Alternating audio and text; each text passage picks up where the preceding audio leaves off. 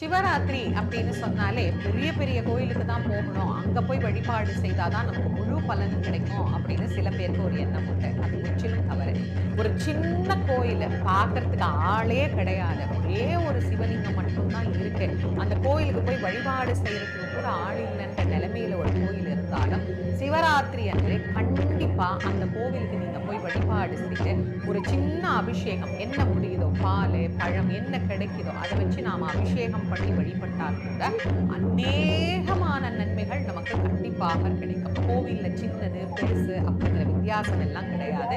கவனிப்பாருக்கு யாரும் போய் பார்க்க முடியாம எளிமையா இருக்கிற கோவில்ல கூட சிவபெருமான் சாநித்தியமாகத்தான் இருக்கிறார். சுவாமி ஒண்ணுதான், அவர் எங்கும் நீக்கமர ஒரே போலதான் நிறைந்திருக்கிறார். அதனால நீங்க ஒரு சின்ன கோயிலா இருந்தாலும் அங்க போய் இந்த சிவராத்திரி அன்னைக்கு முழு நேரமும் வழிபாடு செய்து பாருங்க. மனசுக்கு எவ்வளவு